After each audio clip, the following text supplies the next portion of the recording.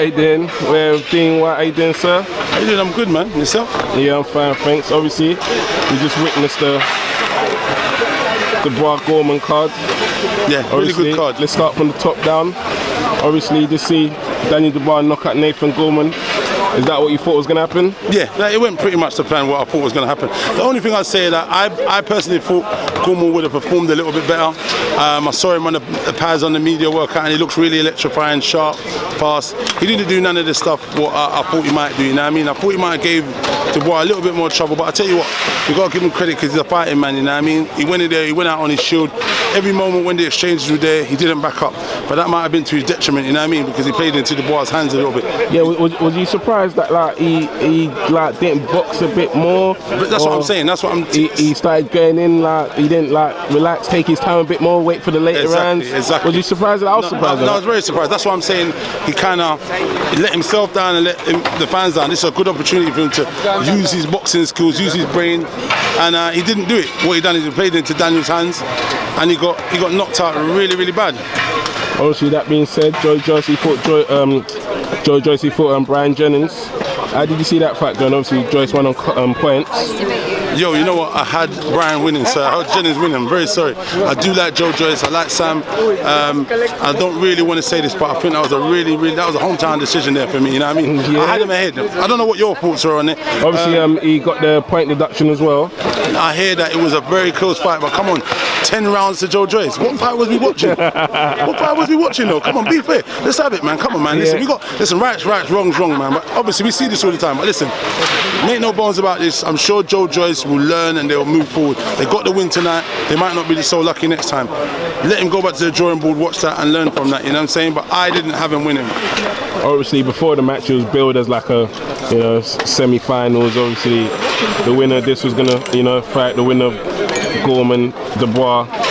Now, obviously, we know the winners of both fights. How do you see Dubois against Joe Joyce? Do you know the only thing I'd say? Joe Joyce doesn't stop punching. So he's always going to be in with a chance. He's always going to be dangerous because he's got a really good tank. Big man, take it. Yeah, he's got a really good engine. The only thing is Daniel's got an amazing jab. So if Dubois, because he's so hittable, Joe Joyce, if standing in front of him, he's going to jab his head off, and that right hand's going to keep pummeling all night. And if he gets on his back and just uses the ring, I don't know what's going to happen. That right keep jab, double jab right all night. That's an interesting fight. That's a very close fight. That's a fight I'd like to see him. But the juggernaut is the juggernaut. He got lucky tonight as far as I was concerned. But I'd like to see that match, and I think that will probably be one of the fights that's going to be made shortly. All right, let's go. Who else impressed you in the bill before we move on? So Joe Joyce, him. Sonny Edwards. I didn't watch the Sonny Edwards fight, but I know what a fighter Sonny is. He's a technician. I watched him at Wembley recently, and he put on a great performance. You know what I mean? But listen, I didn't see him tonight. He marches on. What they say is going to be in for a title for the IBF, I think I saw. So listen, let's see what happens with him. You know what I mean? All right, let's move on. We've got the big one next week, pay-per-view. Yeah. We got Dillian Whyte versus Oscar Rivas. Is that mandatory for the WBC title? It's an interim world title. Yeah. So what's all this franchise stuff we're hearing about now? I don't know, man. These guys have made up belts. But listen, for me, I don't mind them making up this belt. If they move Deontay Wilder up to that and they make that fight for the full world WBC title, I'm not going to complain. I heard Eddie saying, Dillian doesn't want to fight for a belt. Listen, Eddie, talk for yourself. I'm sure Dillian will be happy to fight for a regular WBC world title, and when he wins, become world champion. We have been waiting. We don't care. I know he wants to fight Deontay Wilder, yes. If a world title opportunity comes, we will grab it with both hands. All right, so obviously there's been some back and forth from Needle this week between Tyson Fury and your brother Dillian Whyte. What's that all about?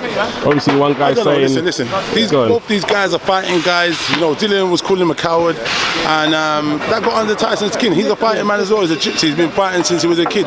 So, he got under his skin and he replied what he said. But listen, they're not in each other's path. As much as Dillian would like to fight him, and I'm sure Tyson wants to fight him, they're not in each other's plans.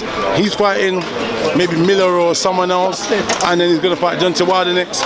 So all is just smoke screens. Obviously, he said if they get the diamond belt, he'll fight Dillian. None of it's materialized. Listen, it's all smoke, it's all talk. But both of them are the kings of smoke talk. So listen, it is what it is. You know what I mean? I'm happy he just didn't come today and saw Fury, because it would ignite it into something what we don't need. We're fighting next week. Let's try and keep it civilized, let's wait. But they're both fighting men, so let's see what happens. Obviously on the bill as well, we've got heavyweight cash, we've got David Allen, we've got Price. How you see that going? Listen, you know, Price has been on the one for a little bit. I watched him on the pad the other day. He looked quite good. But yet again, what you got in David Allen, he's really, really strong. He comes forward, he's got a great chin, he takes a lot of punch, and he packs a big punch. So, I don't know, for me, when you look at who's in the ascendant, it's him. He's moving on, he's pushing on, he's had the better wins in the play. But let's not write out David Price. He's got mega power in that right hand. If he can keep it together, keep the nerves together, keep himself together, step behind the jab, get the crushing right, he could pull off a devastating upset, and that'll put him right in the mix and right in the picture.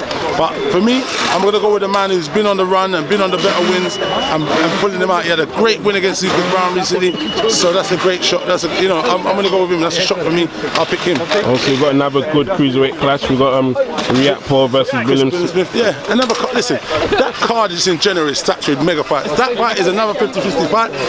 Rich is improving all the time. He's fighting on these big cards. He's gaining experience. You know, there were times when he fought Sam. What's the guy's name? Sam Hyde. He was too tense. He weren't relaxed. Then he fought McCarthy. He was a little bit more relaxed. Hopefully in this fight he'll come in there, he'll use his jab, be a little bit more relaxed, and break him down slowly and get the knockout. I think once he catches Chris will get on his bike and not want to know. But Chris is an undefeated guy and a prospect. I'm sure he's going to come with great desire and purpose, and we're going to see. Also, we got the Dan Aziz versus Duffield. Yeah. That's another good 50-50 fight, because Duffield can punch. He's a tough old bruiser, and Dan Aziz is. I watched him the other day. He looks pretty good, but this is his chance. This is his world title basically on the big stage. So let's see how he performs when he's out there. You know what I mean? So what else can we expect from some of your fighters? Shakan Peters? Shakan Peters he's coming. I've got him an English title, so he's fighting for the English title September the 27th at the minute at either York or Copperbox. We're just waiting. He's fighting Dex Spellman. So, you know, contracts have been signed. So, you know, we're going to put Shaq through his paces and get him ready. He's always ready. He stays in the gym. So, you know, we're going to get him ready for that, man. And we're going to snatch that belt from Spellman. But we got his rematch clause in it anyway, so we got to fight him again. But hopefully Shaq will beat the brakes off that boy. And he might not want to fight again, you know what I'm saying? Alright, one more last thing. Obviously, Anthony Yarde has announced this week that he's going to fight for a world title against Kovalev in Russia. What's your thoughts on that? Because you know, a lot of people thought it wasn't going to happen. Listen, yeah, obviously it was on the one for a little bit. I'm happy it's made.